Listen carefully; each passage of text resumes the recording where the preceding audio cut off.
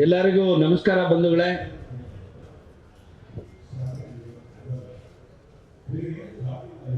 ಇವತ್ತು ನಾವು ಚನ್ನರಾಯಪಟ್ಟಣದ ಭೂಸ್ವಾಧೀನ ವಿರೋಧಿ ಹೋರಾಟದ 1186ನೇ ದಿನದ ಧರಣಿ ಸತ್ಯಾಗ್ರಹದಲ್ಲಿ ಭಾಗಿಯಾಗಿದ್ದೀವಿ. ಇದರ ಉದ್ದೇಶ ಬೆಂಗಳೂರು ಗ್ರಾಮಾಂತರ ಜಿಲ್ಲೆಯ ದೇವನಹಳ್ಳಿ ತಾಲೂಕಿನ ಚನ್ನರಾಯಪಟ್ಟಣ ಹೋಬಳಿಯಲ್ಲಿ ಕಳೆದ 3.5 ವರ್ಷಗಳಿಗಿಂತಲೂ ಮೇಲ್ಪಟ್ಟು 1777 ಎಕರೆಗಳ ಫಲವತ್ತಾದ ಕೃಷಿ ಭೂಮಿಯನ್ನ ಭೂಸ್ವಾಧೀನಕ್ಕೆ ಒಳಪಡಿಸಲಾಗಿತ್ತು. ಆಗ ಭೂಸ್ವಾಧೀನ ಮಾಡುವಂಥ ಸಂದರ್ಭದಲ್ಲಿ ಇದ್ದಿದ್ದು ಈ ರಾಜ್ಯದಲ್ಲಿ ಬಿಜೆಪಿ ಸರ್ಕಾರ. ಈಗ ಆಡಳಿತ ಮಾಡ್ತಾ ಇರ್ತಕ್ಕಂಥದ್ದು ಕಾಂಗ್ರೆಸ್ ಸರ್ಕಾರ. ಇವೆರಡನ್ನು ನಾವು ಬಹಳ ಗಂಭೀರವಾಗಿ ಗಮನದಲ್ಲಿ ಇಟ್ಕೊಂಡು ಮುಂದಕ್ಕೆ ಮಾತನಾಡಬೇಕು.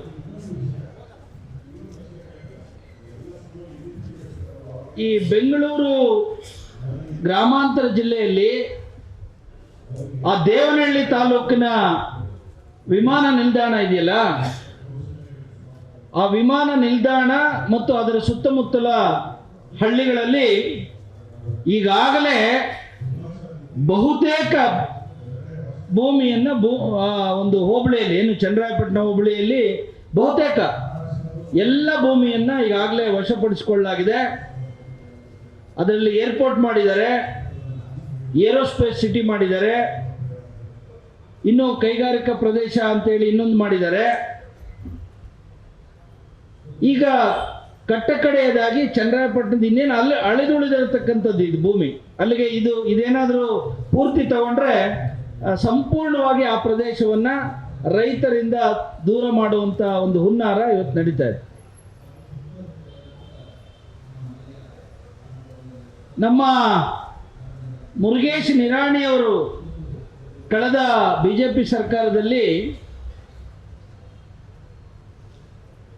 ಕೈಗಾರಿಕಾ ಮಂತ್ರಿಗಳಾಗಿದ್ದರು. ಆ ಸಂದರ್ಭದಲ್ಲಿ ಅವರು ಫಾರಿನ್ಗೆ ಹೋಗೋರು, ಅಲ್ಲಿ ಬಂಡವಾಳ ಹೂಡಿಕೆದಾರರ ಸಮಾವೇಶಗಳಲ್ಲಿ ಭಾಗವಹಿಸೋರು. ಲಕ್ಷ ಕೋಟಿ ನಮ್ಮ ಕರ್ನಾಟಕಕ್ಕೆ ಬರ್ತಾ ಇದೆ, ಇಲ್ಲಿ ಲಕ್ಷ ಉದ್ಯೋಗಗಳು ಸೃಷ್ಟಿಯಾಗ್ತವೆ. ಹಾಗಾಗಿ ಅವ್ರಿಗೆ ಎಲ್ಲ ರೀತಿಯಾದಂಥ ಸಹಕಾರ, ಏನು ಭೂಮಿ ಕೊಡುವಂಥದ್ದು, ಆಮೇಲೆ ಅದಕ್ಕೆ ಬೇಕಾದಂಥ ವಿದ್ಯುತ್ ಶಕ್ತಿ, ರಸ್ತೆ, ಮೂಲಭೂತ ಸೌಕರ್ಯಗಳು, ನೀರು, ಇವೆಲ್ಲವನ್ನ ನಾವು ಮಾಡಿಕೊಡ್ತೇವೆ ಅಂತೇಳಿ MOUಗೆ ಸೈನ್ ಹಾಕ್ಬಿಟ್ಟು ಬರೋರು. ಅವರು ಅಲ್ಲಿಂದಲೇ ಕೂತ್ಕೊಂಡು ಇಲ್ಲಿ ಎಲ್ಲಿ ಭೂಮಿ ಕೊಡ್ತೀವಿ ಅಂತ ಹೇಳಿದ್ದಾರೆ, ನಮಗೆ ಎಲ್ಲಿ ಬೇಕು ಅನ್ನುವಂಥದ್ದನ್ನ ಗೂಗಲಲ್ಲೇ ನೋಡಿ ನಮಗೆ ಎಲ್ಲಿ ಭೂಮಿ ತಗೊಂಡ್ರೆ ನಾವು ಇವತ್ತು ಎಷ್ಟು ಇಂಡಸ್ಟ್ರಿ ಮಾಡ್ತೀವಿ, ಎಷ್ಟು ಉದ್ಯೋಗ ಕೊಡ್ತೀವಿ ಅನ್ನೋದಕ್ಕಿಂತಲೂ ಮುಂದೆ ನಾವು ಹಾಕಿದ ಬಂಡವಾಳ ಯಾವ ರೀತಿ ರಿಯಲ್ ಎಸ್ಟೇಟಲ್ಲಿ ಬೆಳೀತದೆ, ಬೆಲೆ ಹೆಚ್ಚಾಗ್ತದೆ ಅನ್ನುವಂಥದ್ದನ್ನು ಕಂಡು ನಮಗೆ ಇಂಥ ಪರ್ಟಿಕ್ಯುಲರ್ ಆಗಿ ದೇವನಹಳ್ಳಿಯ ಏರ್ಪೋರ್ಟಿನ ಸುತ್ತಮುತ್ತಲೇ ಭೂಮಿ ಬೇಕು ಅಂತೇಳಿ ಅವರು ಅಪ್ಲಿಕೇಶನ್ ಹಾಕೋರು. ಅಂದರೆ ಅವರ ದೂರದೃಷ್ಟಿ, ಅವರ ಮುಂದಿನ ಲಾಭಕೋರ್ತನ, ಅದರ ಫಲವಾಗಿ ಅವರು ಕೇಳ್ತಾ ಇದ್ರು. ಆದರೆ ನಮ್ಮ ಮಂತ್ರಿಗಳಿಗೆ ಒಂದು ಜವಾಬ್ದಾರಿ ಇರಬೇಕಾಗಿತ್ತಲ್ಲ, ಅವರು ಎಲ್ಲಿ ಕೇಳ್ತಾ ಇದ್ದಾರೆ, ಅಲ್ಲಿ ನಿಜವಾಗ್ಲೂ ಏನಾದರೂ ಬರಡು ಭೂಮಿ ಇದೆಯಾ, ಕೃಷಿಗೆ ಯೋಗ್ಯವಲ್ಲದ ಭೂಮಿ ಇದೆಯಾ, ಇದನ್ನ ನೋಡ್ಬೇಕಾಗಿತ್ತಲ್ವಾ. ಅದನ್ನ ಯಾರು ನೋಡ್ತಾ ಇರಲಿಲ್ಲ. ಅವನು ಎಲ್ಲಿ ಮಾರ್ಕ್ ಮಾಡಿ ನನಗಿಂತ ಜಾಗದಲ್ಲಿ ಬೇಕು ಅಂದರೆ ಅಲ್ಲಿ ಭೂಮಿಯನ್ನು ನಿಮಗೆ ಕೊಡಲಿಕ್ಕೆ ನಾವು ತಯಾರಾಗಿದ್ದೀವಿ ಅನ್ನುವಂಥ ಮಾತನ್ನು ಹೇಳಿ ಈಗಾಗಲೇ ಅನೇಕ ಬೆಳೆಗಳನ್ನು, ಆ ಚನ್ನರಾಯಪಟ್ಟಣದಲ್ಲಿ ಬಂಗಾರದಂಥ ಭೂಮಿ, ಕೆಂಪು ನೆಲ, ನೀವು ಯಾವುದೇ ಬೀಜವನ್ನು ಬಿಸಾಕಿದ್ರೆ ಬೆಳೆ ಬರುವಂಥ ನೆಲ, ಒಳ್ಳೆಯ ವಾತಾವರಣ, ಎರಡೆರಡು ಬೆಳೆ, ಮೂರು ಬೆಳೆ ಬೆಳೆಯುವಂಥ ರೈತರು, ಹೈನುಗಾರಿಕೆ, ತೋಟಗಾರಿಕೆ, ಪುಷ್ಪೋದ್ಯಮ, ಹೀಗೆ ಅನೇಕ ರೀತಿಯಾದಂಥ ಬೆಳೆಗಳನ್ನು ಬೆಳೆದು ತಾವು ಬದುಕೋದ್ರ ಜೊತೆಗೆ ಅನೇಕ ಜನಕ್ಕೆ ಇವತ್ತು ಉದ್ಯೋಗವನ್ನು ಆ ರೈತರು ಕಟ್ಟಿಕೊಡ್ತಾ ಇದ್ದಾರೆ. ಅಂಥ ಭೂಮಿಯನ್ನ ಅಂದಿನ ಮುರುಗೇಶ್ ನಿರಾಣಿ ಅವರು ಮಾರ್ಕ್ ಮಾಡೋದು, ನಾನು ಇಷ್ಟು ಭೂಮಿಯನ್ನು ತಗೊಳ್ತಾ ಇದ್ದೀನಿ. ಅದಕ್ಕೆ ನಮ್ಮ ರೈತರು ಒಗ್ಗಟ್ಟಾಗಿ ವಿರೋಧ ವ್ಯಕ್ತಪಡಿಸಿದ್ರು.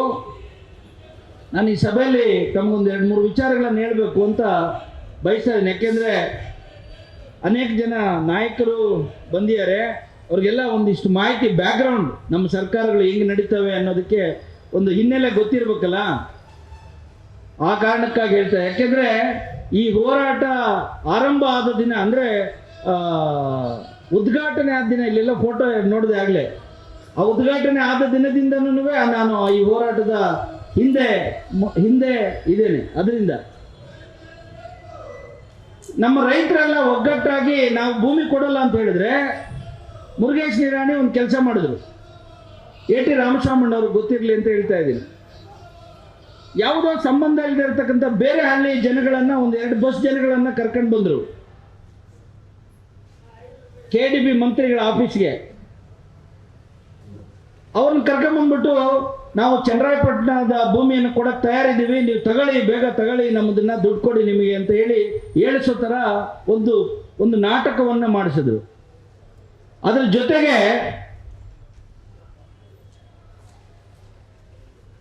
ನಮ್ಮ ಆ ರೈತರನ್ನ ಯಾರನ್ನ ಕರೆಸಿದ್ರು, ಅವ್ರು ಕರೆಸೋಷ್ಟೊತ್ತಿಗೆ ಈ ಬೆಂಗಳೂರಿನ ಮಾಧ್ಯಮದವ್ರನ್ನೂ ಕರೆಸ್ಕೊಂಡಿದ್ರು. ನೀವು ಬನ್ನಿ, ಆ ರೈತರೆಲ್ಲ ಭೂಮಿ ಕೊಡ್ಲಿಕ್ಕೆ ಬಂದಿದ್ದಾರೆ, ಆದರೆ ರೈತರು ಅಲ್ಲದವರು ಚನ್ನರಾಯಪಟ್ಟಣದಲ್ಲಿ ಹೋರಾಟ ಮಾಡ್ತಿದ್ದಾರೆ, ನೀವು ಸತ್ಯಾಂಶ ತಿಳ್ಕೊಳ್ಳಿ ಅಂತೇಳಿ ಬೆಂಗಳೂರಿನ ಎಲ್ಲ ಪತ್ರಕರ್ತರನ್ನ ಹಾಕೊಂಡು ಒಂದು ಶೋ ಮಾಡಿದ್ರು. ಪಾಪ ಪತ್ರಕರ್ತರಿಗೂ ಗೊತ್ತಾಗ್ಲಿಲ್ಲ, ಅವ್ರಿಗೆ ಆಶ್ಚರ್ಯ ಆಗೋಯ್ತು. ಏನಪ್ಪ, ಒಂದು ವರ್ಗ ಇಲ್ಲಿ ಭೂಮಿ ಕೊಡ್ತದೆ ಅಂತ ಹೇಳ್ತಾರೆ, ಇನ್ನೊಂದು ವರ್ಗ ಅಲ್ಲಿ ಗಟ್ಟಿಯಾಗಿ ಚಳವಳಿ ಮಾಡ್ತಾ ಇದೆ, ಹೆಂಗೆ ಅಂತ. ಆದರೆ ಇವತ್ತಿಲ್ಲಿ ಈ ದಿನ ಅಂತೇಳಿ ಇಲ್ಲಿ ಒಂದು ಸಂಸ್ಥೆ ಇದ್ರ ಕೆಲಸ ನಡೀತಾ ಇದೆ. ಈ ದಿನದವ್ರು ಯಾರ್ಯಾರು ಇದ್ದೀರಪ್ಪ, ಒಂಚೂರು ಕೈ ಎತ್ತಿ. EDina.com ಯಾರ್ಯಾರಿದ್ದೀರಿ? ಇದರ ಬ್ಯಾಕ್ಗ್ರೌಂಡ್ ಸೋಷಿಯಲ್ ಮೀಡಿಯಾನ ಇವತ್ತು EDina.com ನಡೆಸ್ತಾ ಇದೆ. ಅವತ್ತು ಒಬ್ಬರು EDina.com ಅವರು ಆ ರೈತರನ್ನ ಸ್ಟಿಂಗ್ ಆಪರೇಷನ್ ಥರ ಮಾಡಿದ್ರು. ಅಲ್ರಿ, ಅವರೆಲ್ಲ ಗಟ್ಟಿಯಾಗಿ ಅಲ್ಲಿ ಚಳವಳಿ ಮಾಡ್ತಾರೆ, ನೀವೆಲ್ಲ ಇಲ್ಲಿ ಬಂದ್ಬಿಟ್ಟಿದ್ದೀರಿ, ನೀವು ಯಾವ ಊರಿನವರು, ನಿಮ್ಮ ಪಾಣಿ ಕೊಡಿ, ನಿಮ್ಗೆ ಎಷ್ಟು ಎಕರೆ ಜಮೀನಿದೆ, ನಿಮ್ಮನ್ನು ಇವತ್ತು ಇಲ್ಲಿಗೆ ಕರ್ಕೊಂಡು ಬರಲಿಕ್ಕೆ ಯಾರು ಪ್ರೋತ್ಸಾಹ ಕೊಟ್ಟರು, ಯಾರು ಹಿಂದೆ ಬಂದ್ರಿ ಅಂತೇಳಿ ಎಲ್ಲ ಅವ್ರನ್ನ ಕೇಳಿದ್ರು. ಅವ್ರೇನಾದರೂ ಅವತ್ತು ಈ ದಿನದವರು ಸ್ವಲ್ಪ ಸಮಯ ಪ್ರಜ್ಞೆ ಮೆರೀದೇ ಇದ್ದಿದ್ರೆ ಇಡೀ ರಾಜ್ಯ ಅಂದ್ಕೊಳ್ತಾ ಇತ್ತು, ಇಲ್ಲ ನಿಜವಾದ ರೈತರು ಇಲ್ಲಿ ಬಂದಿದ್ದಾರೆ, ಭೂಮಿ ಕೊಡ್ಲಿಕ್ಕೆ ಬಂದಿದ್ದಾರೆ ನಿಜವಾದ ರೈತರು, ಅಲ್ಲಿ ಯಾರೋ ಏಜೆಂಟ್ರು ಅಥವಾ ಬೇರೆ ಪಕ್ಷದ ಏಜೆಂಟ್ರು ಅಲ್ಲಿ ಕೂತಿದ್ದಾರೆ ಅಂತೇಳಿ ನಂಬಿಬಿಡ್ತಾ ಇತ್ತು. ಅವತ್ತು ಆ ರೈತರು ಹೇಳಿದ್ರು, ಅಂದರೆ ಬಸ್ಸಲ್ಲಿ ಬಂದಿರೋರು, ನಮಗೆಲ್ರಿ ಭೂಮಿ ಇದೆ, ನನ್ನ ಹತ್ರ ಎಲ್ಲಿದೆ ಪಾಣಿ, ನಮ್ಮನ್ನ ಬಿರಿಯಾನಿ ಕೊಟ್ಟು ಒಂದಿಷ್ಟು ಮಧ್ಯಾಹ್ನ ಏನಾದ್ರು ಎಣ್ಣೆ ಕಾಸು ಕೊಡ್ತೀವಿ ಅಂತೇಳಿ ಬಸ್ ಬಂದು ನಿಲ್ಲಿಸಿದ್ರು. ಆಮೇಲೆ ಅಲ್ಲೊಂದು ಸಮಾವೇಶ ಬೇರೆ ನಡೀತಾ ಇತ್ತು ಅವತ್ತು. ಆ ಸಮಾವೇಶಕ್ಕೆ ಜೊತೆಗೆ ಹೋಗೋಣ ಅಂತೇಳಿ ಕರ್ಕೊಂಡು ಬಂದರೆ ಇಲ್ಲೆಲ್ಲೋ ನಿಲ್ಲಿಸಿದ್ದಾರೆ, ನಾವೆಲ್ಲ ಈಗ ಕೂತಿದ್ದೀವಿ, ಇದಾದಮೇಲೆ ಎಣ್ಣೆನೂ ಬಿರಿಯಾನಿ ಕೊಡ್ತಾರಂತೆ, ತಿಂದ್ಬಿಟ್ಟು ಮನೆಗೆ ಹೋಗ್ತೀವಿ ನಾವು ಅಂತೇಳಿ. ಇದನ್ನು ಸ್ಪಷ್ಟವಾಗಿ ಆ ಮೀಡಿಯಾದವರು ರೆಕಾರ್ಡ್ ಮಾಡ್ಕೊಂಡು ಅಲ್ಲೇ ಪ್ರಚಾರ ಮಾಡಿದ್ರು. ಆ ಮುರುಗೇಶ್ ನಿರಾಣಿ ಏನಾಗಿರ್ಬೇಡ, ಅವನ ಹಿಂದೆ ಇದ್ದಂಥ ಏಜೆಂಟ್ಗಳಿದ್ರಲ್ಲ, ಈ ಭೂಸ್ವಾಧೀನ ಅನ್ನುವಂಥದ್ದು ಬಹಳ ದೊಡ್ಡ ಮಟ್ಟದ ಒಂದು ಲಾಬಿ ಇದು. ಅದರ ಹಿಂದ್ಗಡೆ ಬೇರೆ ಬೇರೆ ರೀತಿಯಾದಂಥ ಅನೇಕ ಏಜೆಂಟರು ಕೆಲಸ ಮಾಡ್ತಾ ಇರ್ತಾರೆ. ಅವರು ಇಂಥದ್ದನ್ನೆಲ್ಲ ಮಾಡಿ ಆ ರೈತರ ಅವರ ಇದನ್ನ ಕುಂದಿಸುವಂಥ ಕೆಲಸವನ್ನು ಮಾಡಲಿಕ್ಕೆ ಇವರು ಪ್ರಯತ್ನ ಮಾಡ್ತಿರ್ತಾರೆ. ಅದಾದಮೇಲೆ ನಿರಾಣಿ ನಿಜವಾಗ್ಲೂ ಆ ವಿಡಿಯೋ ನೋಡಿದ ಮೇಲೆ ನಿರಾಣಿಗೆ ಮಾತೇ ಇರಲಿಲ್ಲ. ಒಂದು ವೇಳೆ ಅವತ್ತು ಅದು ಆಗದೇ ಇದ್ದಿದ್ರೆ ಅವತ್ತಿನ ಮುಖ್ಯಮಂತ್ರಿಗಳ ಹತ್ರ ಅಥವಾ ಅವತ್ತಿನ ಈ ರಾಜ್ಯದ ಜನತೆ ಮುಂದೆ ಅವರು ಅದನ್ನೇ ಹೇಳ್ತಿದ್ರು. ಇವತ್ತು ಯಾರಾದರೂ ನಿಜವಾದ ರೈತರು ಒಬ್ಬ ಮಿನಿಸ್ಟ್ರನ್ನ ಭೇಟಿ ಮಾಡಬೇಕು ಅಂದರೆ ಬಹಳ ದೊಡ್ಡ ಕಷ್ಟದ ಕೆಲಸ. ಬರೋದು, ಅವ್ರನ್ನ ಭೇಟಿ ಮಾಡೋದು, ಅವ್ರು ಹೇಳಿದ್ದನ್ನು ಇವ್ರು ಕೇಳಿಸ್ಕೊಳ್ಳೋದು, ಇವ್ರು ಹೇಳಿದ್ದನ್ನ ಅವ್ರು ಕೇಳಿಸೋದು, ಇದು ಬಹಳ ಕಷ್ಟದ ಕೆಲಸ. ಆದರೆ ಅವತ್ತು ನಿರಾಣಿ ಏನು ಮಾಡಿದ್ರು ಅಂದರೆ ರೈತರು ಬರೋಷ್ಟೊತ್ತಿಗೆ ಇಡೀ ಬೆಂಗಳೂರು ಮೀಡಿಯಾನ ಜೊತೆಯಲ್ಲಿ ಇಟ್ಕೊಂಡಿದ್ರು.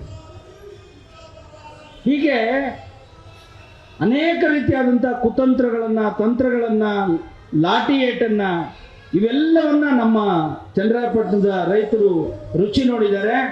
ಸಾಲದಿದ್ದಕ್ಕೆ ನೂರಾರು ಜನದ ಮೇಲೆ ಕೇಸನ್ನು ಜಡಿದಿದ್ದಾರೆ. ಸಾಲದಿದ್ದಕ್ಕೆ ನೋಡಿ, ಇಲ್ಲಿ ಪರಶುರಾಮ್ ಗೌಡ್ರ ಮಧ್ಯದಲ್ಲಿ ನಮ್ಮ ಒಬ್ಬ ಅಜ್ಜಿ ಕೂತಿದ್ದಾರೆ. ಇಂಥ ಅಜ್ಜಿಗಳೆಲ್ಲ ಲಾಠಿ ಏಟು ತಿಂದಿದ್ದಾರೆ, ಕೇಸ್ ಹಾಕಿಸ್ಕೊಂಡಿದ್ದಾರೆ. ಇವರೆಲ್ಲ ಮಾತನಾಡೋಕೆ ಹಿಡಿದ್ರೆ ನಾವ್ಯಾರೂ ಸಾಕಾಗೋದಿಲ್ಲ. ಇವತ್ತು ಅಷ್ಟು ಚೆನ್ನಾಗಿ ಮಾತಾಡ್ತಾರೆ ನೋಡಿ. ಅಲ್ಲೊಬ್ಬ ಲಾಸ್ಟಲ್ಲಿ ನಾರಾಯಣಮ್ಮ ಅಂತ ಅಜ್ಜಿ ಅವರೇ, ಎಂಥ ಹೋರಾಟಗಾರ್ತಿ, ಎಂಥ ಇಂಟರ್ವ್ಯೂ ಕೊಡ್ತಾರೆ ಅಂದರೆ ಈ ರಾಜ್ಯದ ಜನತೆ ಅವ್ರು ನಿಜವಾದ ಅಂದರೆ ನಾವಾದರೂ 4-6 ವಿಚಾರಗಳನ್ನು ಅಲ್ಲಿ ಇಲ್ಲಿ ಕೇಳ್ಕೊಂಡು ಬಂದು ಇಲ್ಲಿ ಅದ್ಭುತವಾಗಿ ಭಾಷಣ ಹೊಡಿತೀವಿ. ಆದರೆ ಅವರು ಮನಸ್ಸಿನಿಂದ ಹೃದಯದಿಂದ ಮಾತಾಡ್ತಾರೆ, ಎಷ್ಟು ಚೆನ್ನಾಗಿ ಮಾತಾಡ್ತಾರೆ. ಹೀಗೆ ಆವತ್ತಿನ ಸರ್ಕಾರದ ಕತೆ ಹಂಗಾಯ್ತು. ಆ ಸರ್ಕಾರದಲ್ಲಿ ಚಳವಳಿ ನಡೀತಾ ಇತ್ತು, ಗಟ್ಟಿಯಾಗಿ ಹೋರಾಟ ನಡೀತಾ ಇತ್ತು. ಒಂದು ಸಾರಿ ಅಧಿವೇಶನ ನಡೆಯುವಂಥ ಸಂದರ್ಭದಲ್ಲಿ ಇದೇ ಫ್ರೀಡಂ ಪಾರ್ಕ್ದಲ್ಲಿ, ಇದೇ ಜಾಗದಲ್ಲಿ ಒಂದು ಅಧಿವೇಶನ ನಡೆಯುವಷ್ಟು ದಿನ ಚನ್ನರಾಯಪಟ್ಟಣದ ಹೋರಾಟವನ್ನು ಇಲ್ಲಿಗೆ ಶಿಫ್ಟ್ ಮಾಡಬೇಕು ಅಂತೇಳಿ ನಮ್ಮ ಚನ್ನರಾಯಪಟ್ಟಣದ ರೈತರು ಇಲ್ಲಿಗೆ ಆ ಹೋರಾಟವನ್ನು ಶಿಫ್ಟ್ ಮಾಡಿದ್ರು. ಆ ಶಿಫ್ಟ್ ಮಾಡಿದಂಥ ಸಂದರ್ಭದಲ್ಲಿ ಸನ್ಮಾನ್ಯ ಸಿದ್ದರಾಮಯ್ಯನವರು ವಾಲಂಟಿಯರ್ ಆಗಿ ಆ ಹೋರಾಟದ ವೇದಿಕೆಗೆ ಬಂದರು. ನೋಡಿ, ಅಲ್ಲಿ ಫೋಟೋ ಇದೆ, ಸುಳ್ಳು ಹೇಳಲಿಕ್ಕೇನಿಲ್ಲ. ಮೇಲಿನ ಪಂಕ್ತಿಯಲ್ಲಿ 2ನೇ ಫೋಟೋ, ಇದೇ ಫ್ರೀಡಂ ಪಾರ್ಕ್ನಲ್ಲಿ ನಾವೆಲ್ಲ ಇದ್ದಾಗ ಬಂದು ಮಾತನಾಡ್ತಿರ್ತಕ್ಕಂಥ ಫೋಟೋ. 2ನೇ ಫೋಟೋ, ಮೇಲಿನ ಪಂಕ್ತಿಯಲ್ಲಿ 2ನೇ ಫೋಟೋ. ಅವರು ಅವತ್ತು ಹೇಳಿದ್ದು ವಿಡಿಯೋನೂ ಇದೆ, ಸೋಷಿಯಲ್ ಮೀಡಿಯಾದಲ್ಲಿದೆ, ನಿಮಗೆ ಬೇಕಾದ್ರೆ ಕೇಳಿಸ್ಕೊಳ್ಳಿಕ್ಕೆ. ಇವತ್ತು ನಾನು ಹೆಂಗೆ ಇಲ್ಲಿ ಭಾಷಣ ಹೊಡಿತಾ ಇದ್ದೀನಿ, ಸೇಮ್ ಭಾಷಣವನ್ನು ಅವತ್ತು ಸಿದ್ದರಾಮಯ್ಯನವರು ಹೊಡೆದ್ರು. ನಮ್ಮ ರೈತರನ್ನ ಉಳಿಸ್ಬೇಕು, ನಮ್ಮ ಕೃಷಿ ಉಳಿಸ್ಬೇಕು, ಇಂಥ ರೈತರನ್ನ ನಾವು ಕೈ ಬಿಡೋದಿಲ್ಲ, ಆ BJP ಸರ್ಕಾರದ ವಿರುದ್ಧ ನಾವು ಇವತ್ತು ಸಮರ ಸಾರ್ತೀವಿ. ಒಂದು ವೇಳೆ ಅವ್ರು ಏನಾದರೂ ಕೇಳದೆ ಇದ್ರೆ ಮುಂದೆ ಇನ್ನೇನು ಹತ್ತಿರದಲ್ಲಿ ಚುನಾವಣೆ ಇದೆ, ನೀವೆಲ್ಲ ನಮ್ಗೆ ಸಹಕಾರ ಕೊಡಿ, ನಮ್ಮ ಸರ್ಕಾರ ಬರುತ್ತೆ, ಬಂದರೆ ಮೊದಲನೇ ದಿನ ಮಾಡೋದು ಏನು ಕೆಲಸ ಗೊತ್ತಾ, ನಿಮ್ಮ ಭೂಮಿಯನ್ನು ಬಿಟ್ಕೊಡೋದು. ಇಂಥ ಭಾಷಣ ಹೊಡೆದು ಪುಣ್ಯಾತ್ಮ. ಇವತ್ತು ಎಷ್ಟು ದಿನ ಆಯ್ತು ಇವರು ಮುಖ್ಯಮಂತ್ರಿಯಾಗಿ? 2 ವರ್ಷ ಮೇಲೆ ಆಗ್ತಾ ಇದೆ. ನಮ್ಮ ಅಧ್ಯಕ್ಷರು ಹೇಳ್ತಿದ್ರಲ್ಲ, ಹಿಂಗೆ ಕೈ ಹಿಡ್ಕೊಂಡು ನುಡಿದಂತೆ ನಾವು ನಡಿತೀವಿ, ನುಡಿದಂತೆ ನಾವು ನಡಿತೀವಿ. ಹೀಗೆ DK ಶಿವಕುಮಾರನು ಇವರಿಬ್ಬರು ಹಿಡ್ಕೊಂಡು ಹಿಂಗೆ ಮಾತಾಡ್ತಾರೆ. ಭಾಳ ಚೆನ್ನಾಗಿ ಹೇಳಿದ್ರು ನಮ್ಮ ಅಧ್ಯಕ್ಷರು, ನನಗೂ ಮರ್ತೋಗಿತ್ತು. ಆದರೆ ಎಲ್ಲಪ್ಪ ನೀನು ನುಡಿದಂತೆ ನಡೆದಿದ್ದು ಪುಣ್ಯಾತ್ಮ? ಇಂಥ ರೈತರಿಗೆ ಭಾಷೆ ಕೊಟ್ಟು ನೀವು ನಮಗೆ ಪಕ್ಷಕ್ಕೆ ಸಹಕಾರ ಕೊಡಿ ಅಂತೇಳಿ ವೋಟ್ ಹಾಕಿಸ್ಕೊಂಡು ಅವರಲ್ಲಿ ನಿಮ್ಮ ಕಾಂಗ್ರೆಸ್ ಶಾಸಕರನ್ನ ಗೆಲ್ಲಿಸಿ, ಅದೇ ಕಾಂಗ್ರೆಸ್ ಶಾಸಕರೇ ಇವತ್ತು ಬೆಂಗಳೂರು ಗ್ರಾಮಾಂತರ ಜಿಲ್ಲೆಯ ಉಸ್ತುವಾರಿ ಮಂತ್ರಿಗಳು ಆಗಿ ನಿಮ್ಮ ಮನೆ ಬಾಗಿಲಿಗೆ 16 ಸಾರಿ ತಿರುಗಿದ್ರೆ, ಇವತ್ತು ನೀವು ನಾನು ವಿರೋಧ ಪಕ್ಷದಲ್ಲಿದ್ದಾಗ ಹೇಳಿಬಿಟ್ಟಿದ್ದೆ, ಇವತ್ತು ಆಡಳಿತ ಪಕ್ಷದಲ್ಲಿದ್ದಾಗ ನಾನು ಹಂಗೆಲ್ಲ ನಡ್ಕೊಳ್ಳೋಕ್ಕಾಗೋದಿಲ್ಲ ಅಂದರೆ, ಇದಕ್ಕಿಂತಲೂ ರಾಜಕೀಯ ದಿವಾಣಿ ಹೇಳಿಕೆ ಇನ್ನೊಂದೇನಾದರೂ ಇದೆಯಾ ಈ ರಾಜ್ಯದಲ್ಲಿ? ವಿರೋಧ ಪಕ್ಷದಲ್ಲಿದ್ದಾಗ ಒಂದು ಮಾತಾಡ್ತೀನಿ, ಈ ಕಡೆ ನೀವೆಲ್ಲ ಅಧಿಕಾರ ಕೊಟ್ಟ ಮೇಲೆ CM ಕುರ್ಚಿಯಲ್ಲಿ ಕೂತ್ಕೊಂಡಾಗ ಇನ್ನೊಂದು ಮಾತಾಡ್ತೀನಿ ಅನ್ನುವಂಥದ್ದು ಇವತ್ತು ನಮ್ಮ ಮುಂದೆ ನೀವು ಹೇಳ್ಬೇಕಾಗಿರೋದು. ಇದು ನಿಜವಾಗ್ಲೂ ಸಿದ್ದರಾಮಯ್ಯನವ್ರ ಹತ್ರ ಯಾರೂ ಎಕ್ಸ್ಪೆಕ್ಟ್ ಮಾಡಿರಲಿಲ್ಲ. ಬೇರೆ ಯಾರು ಹತ್ರ ಅದು ಮಾಡ್ಬೋದು ಬೇಕಾದ್ರೆ. ಯಾಕೆಂದ್ರೆ ಸಿದ್ದರಾಮಯ್ಯನವರು ರೈತ ಚಳವಳಿಯಿಂದ ಎದ್ದು ಬಂದವರು ಅಂತೇಳಿ ನಾವು ಮಾತಾಡ್ತೀವಿ. ರೈತರ ನೋವುಗಳು ಅವ್ರಿಗೆ ಗೊತ್ತಿದೆ ಅಂತ ನಾವು ಅಂದ್ಕೊಂಡಿದ್ದೀವಿ.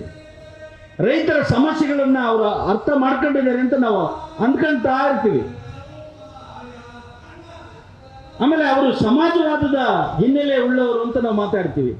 ಅಂಥವ್ರು ಇವತ್ತು ಬಂಡವಾಳಶಾಹಿಗಳ ಪರವಾಗಿ ಕೆಲಸ ಮಾಡ್ತಾ ಇಂಥ ಒಂದು ಸುದೀರ್ಘವಾದಂಥ ಹೋರಾಟವನ್ನು, ಅದರ ಜೊತೆಗೆ ನೀವೇ ಭಾಷೆ ಕೊಟ್ಟಂಥ, ವಚನ ಕೊಟ್ಟಂಥ, ಭರವಸೆ ಕೊಟ್ಟಂಥ ಹೋರಾಟವನ್ನು ನೀವು ಸೋಲಿಸ್ತೀರಿ ಅಂದರೆ ಇದು ನಿಜವಾಗ್ಲೂ ಈ ರಾಜ್ಯದ ಜನತೆ ನಿಮ್ಮನ್ನ ಕ್ಷಮಿಸ್ತಾರ ಯಾವತ್ತಾದರೂ ಸಿದ್ದರಾಮಯ್ಯನವರೇ?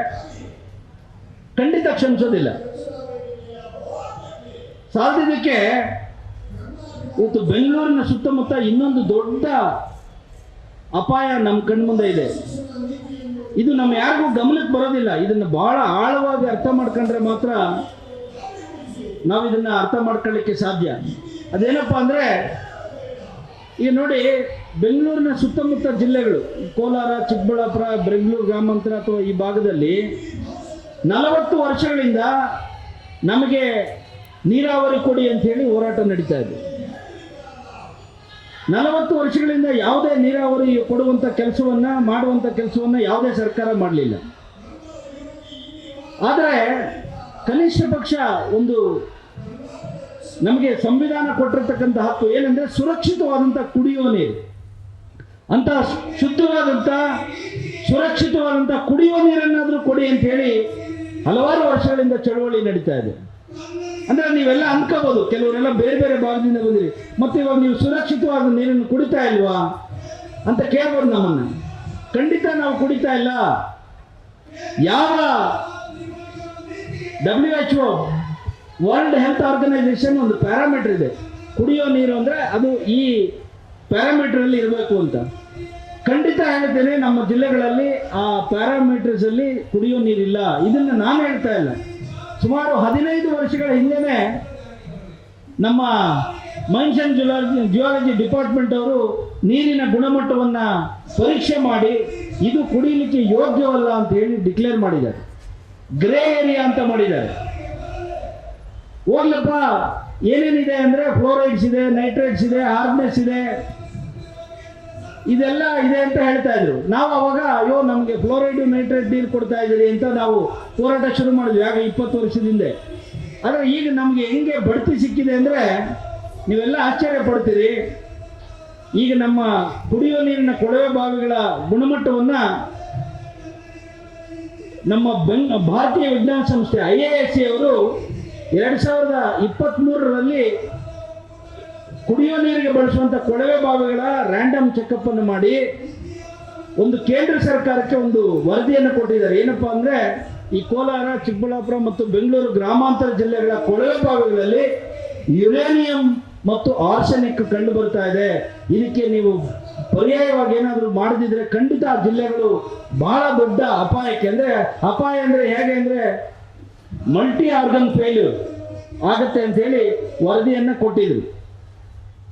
ಇದನ್ನ ಜಲಶಕ್ತಿ ಮಿನಿಸ್ಟರ್ ಆಗಿದ್ದಂತ ಕಳೆದ ಮೋದಿ ಸರ್ಕಾರದಲ್ಲಿ ಜಲಶಕ್ತಿ ಮಿನಿಸ್ಟರ್ ಆಗಿದ್ದಂತ ಗಜೇಂದ್ರ ಸಿಂಗ್ ಶೇಖಾವತ್ ಅವರು ಒಂದು ವರ್ಲ್ಡ್ ಇಂಟರ್ನ್ಯಾಷನಲ್ ವಾಟರ್ ಕನ್ವೆನ್ಷನ್ ಅಲ್ಲಿ ಮಾತಾಡಿದ್ರು.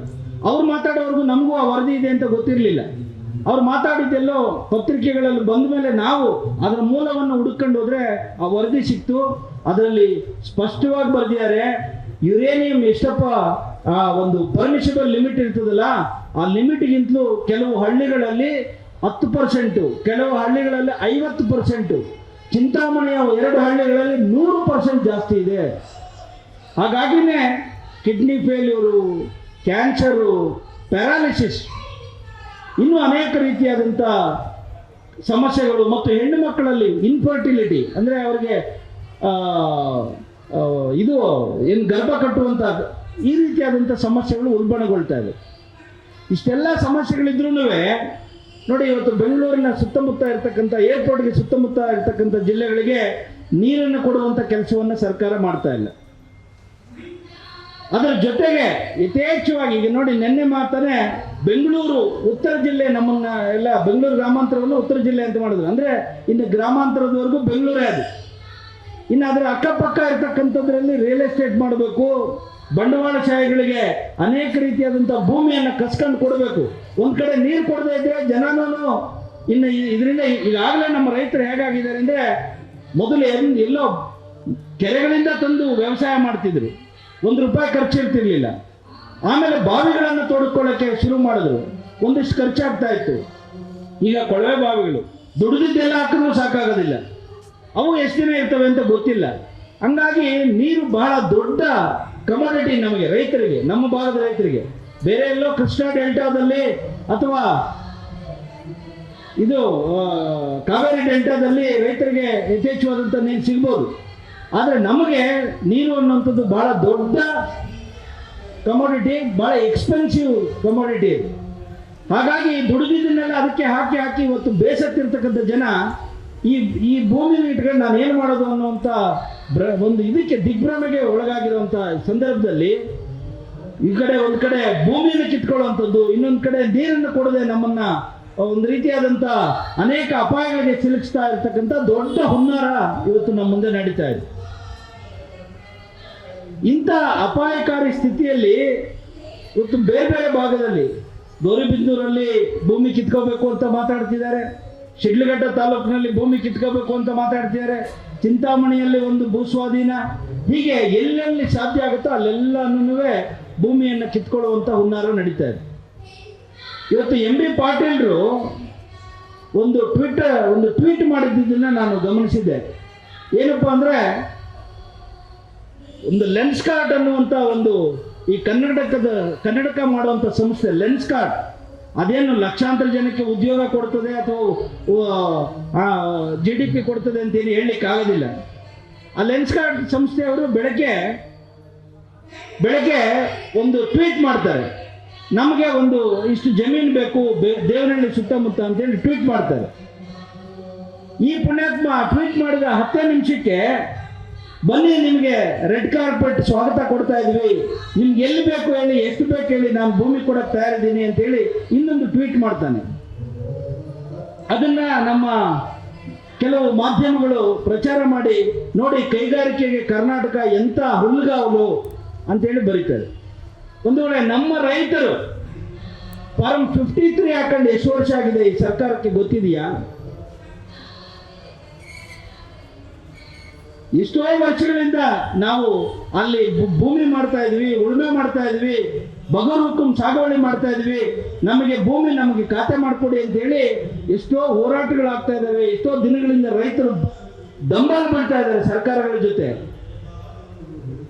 ಭೂಮಿ ಮತ್ತು ವಸತಿಗಾಗಿ ನಮ್ಮ ದೊರೆಸ್ವಾಮಿ ಅವರಿದ್ದಾಗ ಇಡೀ ಕರ್ನಾಟಕದಲ್ಲಿ ಒಂದು ದೊಡ್ಡ ಚಳವಳಿಯನ್ನೇ ರೂಪಿಸಿದ್ರು, ಭೂಮಿ ಮತ್ತು ವಸತಿಗಾಗಿ. ಅಂಥದಕ್ಕೆ ಯಾವುದಕ್ಕೂ ನಮ್ಮ ಸರ್ಕಾರಗಳು ಸ್ಪಂದಿಸೋದಿಲ್ಲ. ನಾವಿದ್ದೀವಿ ನಿಮಗೆ ಭೂಮಿ ಕೊಡೋಕ್ಕೆ ಅಂತ ಹೇಳೋದಿಲ್ಲ. ಇವತ್ತು ಅವ್ರು ಯಾರೋ ಟ್ವೀಟ್ ಮಾಡಿದ್ರೆ ಅದಕ್ಕೆ ಭೂಮಿ ಕೊಡ್ತೀವಿ ಅಂತೇಳಿ ಒಬ್ಬ ಕೈಗಾರಿಕಾ ಮಂತ್ರಿ ಕೆಲವು ನಿಮಿಷಗಳಲ್ಲಿ ಸ್ಪಂದಿಸ್ತಾರೆ. ಈ ರೀತಿ ಒಂದು ದೊಡ್ಡ ಬಂಡವಾಳಶಾಹಿಗಳಿಗೆ, ಕೈಗಾರಿಕೋದ್ಯಮಿಗಳಿಗೆ, ಉದ್ಯಮಿಗಳಿಗೆ ಅವರ ಬೆನ್ನಿಗೆ ನಿಂತಿರ್ತಕ್ಕಂಥ ಸರ್ಕಾರಗಳು ರೈತರ ಬೆನ್ನು ಮೂಳೆಯನ್ನು ಮುರಿಯಲಿಕ್ಕೆ ಹೊರಟಿದ್ದಾವೆ. ಇದು ಬಹಳ ದೊಡ್ಡ ಅಪಾಯಕಾರಿ ಬೆಳವಣಿಗೆ ಕರ್ನಾಟಕದಲ್ಲಿ. ಇದನ್ನು ನಾವು ತುಂಬ ಗಂಭೀರವಾಗಿ ಯೋಚನೆ ಮಾಡಬೇಕು. ಏನೋ ನೋಡಪ್ಪ ಇದೊಂದು ಗೆದ್ರೆ ಸಾಕು ಅಂತಲ್ಲ. ಇವತ್ತು ನಾನು SKM ನಾಯಕರಲ್ಲಿ ಮತ್ತು ಈ ರಾಜ್ಯದಲ್ಲಿ ಅನೇಕ ಪ್ರಗತಿಪರರು, ಅದು ಜನಶಕ್ತಿ ಇರಲಿ ಅಥವಾ ಎದ್ದೇಳು ಕರ್ನಾಟಕ ಇರಲಿ, ನಮ್ಮ ಮುಂದೆ ಒಬ್ಬರು ಸುಮ್ಮನೆ ಕೂತಿದ್ದಾರೆ, ಎಲ್ಲ ಮಾಡೋದನ್ನೆಲ್ಲ ಮಾಡಿ ಶಿವಸುಂದರ್ ಅಂತೇಳಿ ಹರಿತವಾಗಿ ಬರಿತಾ ಇರ್ತಾರೆ. ಇಂಥವ್ರೆಲ್ಲರೂ ಈ ಸಿದ್ದರಾಮಯ್ಯನವರನ್ನ ಸರ್ಕಾರ ತರಬೇಕು ಅಂತೇಳಿ ಎರೆಹುಳುಗಳ ಥರ ಕೆಲಸ ಮಾಡಿದ್ರು. ಎರೆಹುಳು ಕೆಲಸ ಮಾಡೋದು ಹೆಂಗೆ ಗೊತ್ತಲ್ಲ ನಿಮಗೆಲ್ಲ? ಒಳ್ಳೆ ಬೆಳೆ ಬರಬೇಕು ಅಂದರೆ ಬರೀ ನೇಗಿಲಲ್ಲಿ ಉತ್ತು ಗೊಬ್ಬರ ಹಾಕಿದ್ರೆ ಮೇಲೆ ಆಗೋದಿಲ್ಲ. ಒಳ್ಳೆ ಬೆಳೆ ಬರಬೇಕಾದ್ರೆ ಅದರಲ್ಲಿ ಸೂಕ್ಷ್ಮಾಣು ಜೀವಿಗಳಿರ್ಬೇಕು. ಅವು ಯಾವ ನಮ್ಮ ಕಣ್ಣಿಗೆ ಕಾಣೋದಿಲ್ಲ. ಎರೆಹುಳುಗಳು ನಮ್ಮ ಕಣ್ಣಿಗೆ ಕಾಣೋದಿಲ್ಲ, ಅವು ಕೆಲಸ ಮಾಡ್ತಾನೆ ಇರ್ತವೆ. ಯಾವಾಗ ಬಂದು ನಾವಿದ್ದೀವಿ ಅಂತೇಳಿ ಒಂದು ಹಿಕ್ಕೆ ಹಾಕ್ಬಿಟ್ಟು ಹೊರಟೋಗ್ತವೆ ಒಳಗಡೆಗೆ.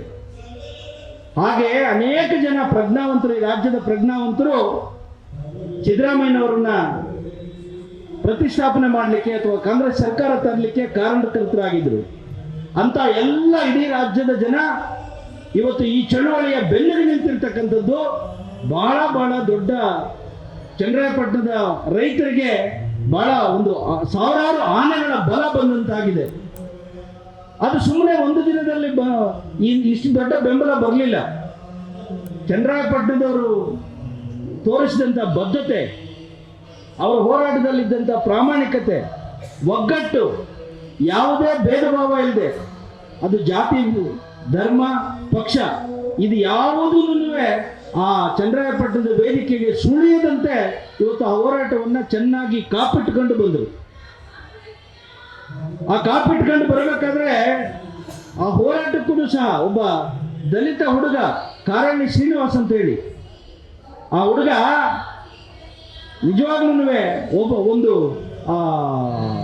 ಈ ಕುರುಕ್ಷೇತ್ರ ನಡಿಬೇಕಾದ್ರೆ ಯಾವ ರೀತಿ ಕೃಷ್ಣ ಪರಮಾತ್ಮ ಅರ್ಜುನನಿಗೆ ಅಥವಾ ಪಾಂಡವರಿಗೆ ಬೆನ್ನಿಗೆ ನಿಂತಿದ್ರೋ ಆ ರೀತಿ ಆ ಹೋರಾಟಕ್ಕೆ ತಾನು ತನ್ನ ಎಲ್ಲ ಸ್ವಂತ ಕೆಲಸಗಳನ್ನು ಬಿಟ್ಟು ಆ ಹೋರಾಟಕ್ಕೆ ಮಾರ್ಗದರ್ಶಕರಾಗಿ ನಿಂತರು.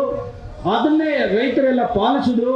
ಆ ಕಾರಣಕ್ಕಾಗಿ ಇವತ್ತು ಚನ್ನರಾಯಪಟ್ಟಣದ ಎಲ್ಲೋ ಒಂದು ನಾಡ ಕಚೇರಿ ಮುಂದೆ ನಾವು ಮಾತಾಡುವಾಗ ಕೆಲವರೆಲ್ಲ ದೊಡ್ಡವರು ಏನ್ರಿ ಅಲ್ಲಿ ಹೋಗಿ ಎಲ್ಲ ಮೂಲೆಯಲ್ಲಿ ಕೂತ್ಕೊಂಡ್ಬಿಟ್ರೆ ನಿಮ್ಮ ಹೋರಾಟನ ಯಾರೇ ನೋಡೋರು, ತಂಡ್ರಿ ದೊಡ್ಡಬಳ್ಳಾಪುರ ಇದು ದೇವನಹಳ್ಳಿಗೆ ತನ್ರಿ, ಬೆಂಗಳೂರಿಗೆ ತನ್ರಿ ನೀವು ಹೋರಾಟನ ಅಂತ ಎಲ್ಲ ಹೇಳೋರು ನಮಗೆ. ಆದರೆ ಒಂದು ದಿನ ಬಂದು ಇಲ್ಲಿ ಬಣವೇನು ಸುಟ್ಟಂಗೆ ಸುಟ್ಬಿಟ್ಟು ಹೋಗಿ ಅಲ್ಲಿ ಕೂತ್ಕೊಂಡ್ರೆ ಅದು ಹೋರಾಟ ಆಗೋದಿಲ್ಲ. ಅದು ಕಿಡಿ ಒಂದೊಂದೇ ರಾಜ ಹಾಕ್ಬೇಕು, ಕಾವು ಕೊಡಬೇಕು. ಕುವೆಂಪು ಅವ್ರು ಹೇಳ್ತಾರೆ, ಅದು ಶಿವಸುಂದರ್ ಅವ್ರು ಹೇಳ್ಬೇಕು, ಆ ವಾಕ್ಯ ನನಗೆ ಸರಿಯಾಗಿ ಜ್ಞಾಪಕ ಇಲ್ಲ. ಹೋರಾಟ ಬಣವೆಯಂತೆ ಒಂದೇ ಸಾರಿ ಉರಿದು ಆರಾಗಬಾರ್ದು, ಅದು ಬೆಂಕಿಯ ಕೆಂಡ ಆಗಬೇಕು, ಕಾವು ಕೊಡಬೇಕು ಹೋರಾಟಕ್ಕೆ ಅಂತೀನಿ. ಅಂತ ನಿಜವಾದ ಕಾವನ್ನು ಕೊಟ್ಟಿದ್ದಕ್ಕೆ ಇವತ್ತು ನೋಡಿ ಯಾವುದೋ ಒಂದು ಚನ್ನರಾಯಪಟ್ಟಣ ಹೋಬಳಿಯ ನಾಡ ಕಚೇರಿ ಮುಂದೆ ನಡೆದಂಥ ಹೋರಾಟ ಇವತ್ತು ರಾಜ್ಯ ಮಟ್ಟದ ಹೋರಾಟವಾಗಿ ಸಾಧಿಸಲಿಕ್ಕೆ ಒಂದು ರಾಷ್ಟ್ರ ಮಟ್ಟದ ಹೋರಾಟವಾಗಿ ಹೊರಹೊಮ್ಮಿದೆ. ಇವತ್ತು ನಾನು ಅನೇಕ ನಾಯಕರಲ್ಲಿ ಒಂದು ವಿನಂತಿ ಮಾಡ್ತಿದ್ದೀನಿ, ಏನಪ್ಪಾ ಅಂದ್ರೆ ಈ ಒಂದು ಹೋರಾಟವನ್ನ ಕೇವಲ ಚನ್ನರಾಯಪಟ್ಟಣದವರ ಭೂಮಿಯನ್ನು ಉಳಿಸ್ಕೊಡ್ಲಿಕ್ಕೆ ಮಾತ್ರ ಸೀಮಿತ ಮಾಡಬಾರ್ದು. ಕರ್ನಾಟಕ ರಾಜ್ಯದಲ್ಲಿ ಈ ಭೂಸ್ವಾಧೀನ ಕಾಯ್ದೆ ಏನಿದೆ ಅದಕ್ಕೇನೆ ಒಂದು ನೀತಿಯನ್ನ ಯಾವ 2013ರಲ್ಲಿ ಮನಮೋಹನ್ ಸಿಂಗ್ ಅವರು ಏನು ಒಂದು ರೈತರ ಒಪ್ಪಿಗೆ ಇಲ್ಲದೆ ಭೂಮಿಯನ್ನು ಪಡ್ಕೋಬಾರ್ದು ಅನ್ನುವಂಥ ಒಂದು ಕಾಯ್ದೆಯನ್ನು ಮಾಡಿದ್ರು. ಅದರ ನಂತರದ ದಿನಗಳಲ್ಲಿ ಇದೇ JDS ಸರ್ಕಾರ ಮತ್ತು ಕಾಂಗ್ರೆಸ್ ಸರ್ಕಾರ ಕೋಲಿಷನ್ ಅಲ್ಲಿ ಯಾವಾಗ ಅದನ್ನ ಡೈಲ್ಯೂಟ್ ಮಾಡಿದ್ರು, ಮತ್ತೆ ಬಂದಂತ ಕಾಂಗ್ರೆಸ್ ಸರ್ಕಾರ ಮತ್ತೆ ಅದನ್ನೇ ಇಟ್ಕೊಂಡು ವಿಜೃಂಭಿಸ್ತಾ ಇದೆ, ಎಲ್ಲಿ ಬೇಕೋ ಅಲ್ಲಿ ತಗೊಳಕ್ಕೆ ತಯಾರಾಗ್ತಾ ಇದೆ. ಇದಕ್ಕೆಲ್ಲ ಕಡಿವಾಣ ಬೀಳಬೇಕು ಅಂದ್ರೆ 2013 LAR ಆಕ್ಟ್ ಏನಿದೆ ಅದನ್ನ ಮತ್ತೆ ತರುವಂತ ಕೆಲಸಕ್ಕೆ ಇವತ್ತು ಕಾಂಗ್ರೆಸ್ ಮೇಲೆ ಅಥವಾ ಕಾಂಗ್ರೆಸ್ ಹೈಕಮಾಂಡ್ ಮೇಲೆ ಒತ್ತಡ ಹೇರಿ ಕರ್ನಾಟಕದಲ್ಲಿ ಅದನ್ನ ಪುನರ್ ಪ್ರತಿಷ್ಠಾಪಿಸುವಂತ ಕೆಳಗೆ ನಾವೇನಾದ್ರೂ ಕೆಲಸ ಮಾಡದೇ ಇದ್ರೆ ಇವತ್ತೇನೋ ಇಷ್ಟು ದೊಡ್ಡ ಹೋರಾಟ ಆಗಿದೆ. ನಾಳೆ 4ನೇ ತಾರೀಕು ಸಿದ್ದರಾಮಯ್ಯನವರು ಸಭೆ ಕರೆದಿದ್ದಾರೆ. ಗೊತ್ತಿಲ್ಲ, ಇದೊಂದು ರಾಷ್ಟ್ರ ಮಟ್ಟದಲ್ಲಿ ನನ್ನ ಮರ್ಯಾದೆ ಹೋಗ್ತದೆ. ನಾನು ನಮ್ಮ ದೇವರಾಜ ಅರಸು ಅವರಿಗಿಂತಲೂ ಜಾಸ್ತಿ ದಿನ ಈ ರಾಜ್ಯದಲ್ಲಿ ಮುಖ್ಯಮಂತ್ರಿಯಾಗಿ ರೆಕಾರ್ಡ್ ಬ್ರೇಕ್ ಮಾಡಬೇಕು ಅಂತಿದ್ದೀನಿ. ಆದರೆ ಆ ರೆಕಾರ್ಡ್ ಬ್ರೇಕ್ ಮಾಡಿದ್ರು ಭೂಮಿ ಇವ್ರಿಗೆ ಭೂಮಿ ಇಲ್ಲದೆ ಇರೋರಿಗೆ ಭೂಮಿ ಕೊಟ್ಟಂತ ಪುಣ್ಯಾತ್ಮ ದೇವರಾಜ ಅರಸು ಅವ್ರನ್ನ ನೆನೆಸ್ತಾರೆ ಹೊರತು ನೀವು ಜಾಸ್ತಿ ಆಡಳಿತ ಮಾಡಿದ್ರಿ ಅಂತ ನೀವು ರೈತರ ಭೂಮಿಯನ್ನು ಕಿತ್ಕೊಳ್ಳೋ ಅಂತ ಸಿದ್ದರಾಮಯ್ಯ ನೆನೆಸೋದಿಲ್ಲ. ಆ ಒತ್ತಡಕ್ಕೆ ಏನಾದರೂ ಸಿಲುಕಬಹುದೇನೋ, ನಾಳೆ ರಾಷ್ಟ್ರ ಮಟ್ಟದಲ್ಲಿ ನನ್ನನ್ನು ಹರಾಜಾಗ್ತಾರೆ ಅನ್ನುವಂಥ ಬೈಕಾದ್ರೂ ನಾನು ರೈತರ ಪರವಾಗಿದ್ದೀನಿ ಅಂತೇಳಿ ಮಾಡಬಹುದು ಅಂತೇಳಿ ನಮಗೆಲ್ಲ ಭರವಸೆ ಇದೆ. ಆದರೆ ಎಲ್ಲೋ ಒಂದು ಕಡೆ ಅನುಮಾನನೂ ಇದೆ. ಯಾಕೆಂದ್ರೆ ಇವತ್ತು 2013 ಸಿದ್ದರಾಮಯ್ಯ ಅಲ್ಲ ಈಗಿರೋದು, 2023 ಸಿದ್ದರಾಮಯ್ಯ ಬಹಳ ಜಡ್ಡುಗಟ್ಟು ಹೋಗ್ಬಿಟ್ಟಿದ್ದಾರೆ. ನಿಜವಾಗ್ಲೂ ಅವ್ರಿಗೆ ಖಂಡಿತ ಸಂವೇದನೆ ಇಲ್ಲ. ಯಾಕೆಲ್ಲ ಅಂದ್ರೆ ನಾವು ನಿನ್ನೆ ನೋಡಿದ್ವಿ ನಂದಿ ಬೆಟ್ಟದ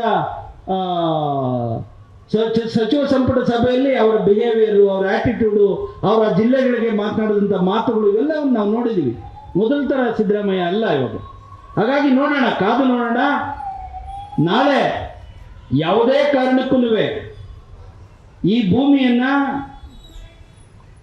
ಎರಡೇ ಮಾತು ಬಿಟ್ಕೊಡ್ತೀವಾ ಇಲ್ವಾ, ಏನೋ ಸಭೆ ಗಿಬೆ ಅಂತವ್ರೆ. ನಾನು ನಮ್ಮ ನಾಯಕರಿಗೆ ನಿನ್ನೆಯಿಂದನೇ ಹೇಳ್ತಾ ಇದ್ದೀನಿ, ಸಭೆ ಕರೆಯೋದು, ಬಿಸ್ಕೆಟ್ ಕೊಡೋದು, ಬಾದಾಮಿ ಕೊಡೋದು, ಇದೆಲ್ಲ ಬೇಡ. ಸಭೆ ಚರ್ಚೆಗೇನೆ ಅವಕಾಶ ಇಲ್ಲ. ಯಾಕೆಂದ್ರೆ ಅನೇಕ ಚರ್ಚೆಗಳು ಆಗೋಗ್ಬಿಟ್ಟಿದ್ದಾವೆ. ನಮಗೆ ಬೇಕಾಗಿರ್ತಕ್ಕಂಥದ್ದು ಫಲಿತಾಂಶ. ಚನ್ನರಾಯಪಟ್ಟಣದ ಭೂಸ್ವಾಧೀನವನ್ನ ಕೈ ಬಿಟ್ಟಿದೀವ ಇಲ್ವಾ ಇಷ್ಟು ಹೇಳಿ ಅಂತ ಮಾತ್ರ ಕೇಳಬೇಕು ನೀವು ಓದೋರು ಯಾರಾದ್ರೆ ಅವರು. ನೋ ಮೋರ್ ಅದರ್ ಡಿಸ್ಕಷನ್ಸ್, ಯಾವುದಕ್ಕೂ ಜಾಗ ಇಲ್ಲ, ಅಗತ್ಯನೂ ಇಲ್ಲ. ಬಿಟ್ರ ಇಲ್ವಾ ಎರಡೇ ಪ್ರಶ್ನೆ. ಬಿಟ್ರೆ ನಾವೇನ್ ಮಾಡಬೇಕು, ಬಿಡದೇ ಇದ್ರೆ ನಾವೇನ್ ಮಾಡಬೇಕು ಅಂತೇಳಿ ನಾಳೆ ಇಲ್ಲಿ ಬರ್ತಕ್ಕಂಥ ಸುಮಾರು 10,000 ಜನ ರೈತರು ಮತ್ತು ಬೇರೆ ಬೇರೆ ಸಂಘಟನೆಗಳವರೆಲ್ಲ ಸೇರಿ ತೀರ್ಮಾನ ಮಾಡ್ತಾರೆ. AKM ನಾಯಕರು ಡೆಲ್ಲಿಯಿಂದ ಈಗಾಗಲೇ ಬಂದು ಇಳಿದಿದ್ದಾರೆ, ಅವರೆಲ್ಲ ತೀರ್ಮಾನ ಮಾಡ್ತಾರೆ ಏನ್ ಮಾಡಬೇಕು ಅಂತ. ಖಂಡಿತ ನಾಳೆ ಏನಾದರೂ ನೆಗೆಟಿವ್ ರಿಸಲ್ಟ್ ಬಂದ್ರೆ, ನಿನ್ನೆ ತಾನೇ ಪಾಪ ಇವರು DK ಶಿವಕುಮಾರ್ ಸಹ ರಾಜಿ ಆಗ್ಬಿಟ್ಟಿದ್ದಾರಂತೆ. ಎಲ್ಲನ ಹೋಗ್ಲಪ್ಪ ನನಗೇನು ಆಪ್ಷನ್ ಇಲ್ಲ, 5 ವರ್ಷ ನೀನೇ ಅಂತ ಹೇಳಿದಾರಂತೆ. ಆದರೆ ಈ ಹೋರಾಟದವರು ನಿಮ್ಗೆ ಆಪ್ಷನ್ ಕೊಡೋದಿಲ್ಲ, ನಿಮ್ಮ ಕುರ್ಚಿಯ 4 ಕಾಲಗಳನ್ನು ಕಿತ್ತು ಬಿಸಾಕ್ಬಿಡ್ತಾರೆ. ಹುಷಾರಾಗಿರಿ, ದಯಮಾಡಿ ಈ ಹೋರಾಟಕ್ಕೆ ಲಘುವಾಗಿ ಪರಿಗಣಿಸಬೇಡಿ. ಏನ್ ಬಿಡು ಎಲ್ಲ ಮಾಡ್ತಾರೆ ಹೋಯ್ತಾರೆ ಅಂತೇಳಿ. ಬಹಳ ಇದ್ರ ಹಿಂದ್ಗಡೆ ನಾನು ಹೇಳಿದ್ನಲ್ಲ ಆಗ್ಲೇ, ಈ ಹೋರಾಟದ ಹಿಂದ್ಗಡೆ ನಿಮ್ಮನ್ನ ಯಾರು ಕುರ್ಚಿಗೆ ತಂದ್ರು ಅವರೇ ಇಲ್ಲಿ ಕೆಲಸ ಮಾಡ್ತಿದ್ದಾರೆ. ಅವ್ರು ಯಾರೋ ನಿಮಗೆ ಆ ಎರೆಹುಳುಗಳು ಯಾರೋ ಕಾಣಿಸೋದಿಲ್ಲ, ಬಟ್ ಆದ್ರೆ ಯಾರು ನಿಮ್ಮನ್ನ ಗದ್ದಿಗೆಗೇರಿಸಿದ್ರು, ನಿಮ್ಮನ್ನ ಗದ್ದಿಗೆಯಿಂದ ಇಳಿಸುವ ಶಕ್ತಿನೂ ಅವ್ರಿಗಿದೆ. ಆ ಒಂದು ಎಚ್ಚರಿಕೆಯನ್ನು ಇಟ್ಕೊಂಡು ನಾಳೆ ತೀರ್ಮಾನ ತಗೊಳ್ಳಿ ಅನ್ನುವಂಥ ಮಾತನ್ನು ಹೇಳ್ತಾ, ಖಂಡಿತ ಯಾವುದೋ ಒಂದು ರೂಪದಲ್ಲಿ ಈ ಪ್ರಾಮಾಣಿಕ ಬದ್ಧತೆ ಇರ್ತಕ್ಕಂಥ ಚನ್ನರಾಯಪಟ್ಟಣ ರೈತರಿಗೆ ನ್ಯಾಯ ಸಿಕ್ಕೇ ಸಿಗ್ತದೆ ಅನ್ನುವಂಥ ಭರವಸೆ ಅಂತೂ ನಮಗಿದೆ. ಇವತ್ತು ಆ ರೈತರಿಗೆ ಗೊತ್ತಿಲ್ಲ ನಮಗೆ ಇಷ್ಟೆಲ್ಲ ಬೆಂಬಲ ಸಿಗ್ತದ ಅಂತ ಹೇಳಿ, ರೈತರಿಗೆ ಗೊತ್ತಿರಲಿಲ್ಲ ಪಾಪ. ಅವ್ರು ಯಾರು ನಾವು ಚಳವಳಿಗಾರರು ಅಂತ ಹೇಳ್ಕೊಂಡಿದ್ದವಂಥವ್ರಲ್ಲ, ಹೋರಾಟಗಾರರು ಅಂತ ಹೇಳ್ಕೊಂಡಿದ್ದವರಲ್ಲ, ಎಲ್ಲರೂ ಭೂಮಿಗಳಲ್ಲಿ ವ್ಯವಸಾಯ ಮಾಡ್ಕೊಂಡು ಹಸು ಸಾಕೊಂಡು ಜೀವನ ಮಾಡ್ತಿದ್ದಂಥವ್ರು. ಅವ್ರು ಇವತ್ತು ಯಾವುದೇ ಒಂದು ಹೋರಾಟಗಾರರು ಕಡಿಮೆ ಇಲ್ಲದಂತೆ ಮಾತನಾಡುವಂಥವ್ರಾಗಿದ್ದಾರೆ, ವಿಚಾರಗಳನ್ನು ಅರ್ಥ ಮಾಡ್ಕೊಂಡಿದ್ದಾರೆ. ಈ ರಾಜ್ಯದ GDP ಏನು, ಈ ರಾಜ್ಯದಲ್ಲಿ ಉದ್ಯೋಗ ಏನು, ಈ ರಾಜ್ಯದಲ್ಲಿ ಏನೇನು ರೈತರಿಗೆ ಆಗ್ಬೇಕಾಗಿರ್ತಕ್ಕಂಥ ಒಂದು ಅನುಕೂಲಗಳೇನು ಅನ್ನೋದ್ರ ಬಗ್ಗೆ ಅರ್ಥ ಮಾಡ್ಕೊಂಡು ಮಾತಾಡುವಷ್ಟು ಪ್ರಜ್ಞಾವಂತರಾಗಿದ್ದಾರೆ. ಹಾಗಾಗಿ ಈ ಹೋರಾಟ ಗೆದ್ದೇ ಗೆಲ್ಲುತ್ತೆ ಅನ್ನುವಂಥ ವಿಶ್ವಾಸ ನನಗಿದೆ. ಆ ವಿಶ್ವಾಸದಿಂದನೇ ನಾವು ನಾಳೆವರೆಗೂ ಇಲ್ಲೇ ಇದ್ದು ಏನು ಮುಖ್ಯಮಂತ್ರಿಗಳು ಕೊಡ್ತಾರೆ ಅನ್ನೋದನ್ನು ನಾವು ಗಮನಿಸ್ಕೊಂಡು ಕಾಯೋಣ. ಒಳ್ಳೆಯ ಶುಭವಾರ್ತೆ ಬರ್ತದೆ ಅನ್ನುವಂಥ ಭರವಸೆಯನ್ನು ಇಟ್ಕೊಳ್ಳೋಣ ಅಂತ ಹೇಳ್ತಾ ಈ ಅವಕಾಶವನ್ನು ಕೊಟ್ಟ ತಮ್ಮೆಲ್ಲರಿಗೂ ವಂದಿಸಿ ನನ್ನ ಮಾತನ್ನು ಮುಕ್ತಾಯ ಮಾಡ್ತೀನಿ.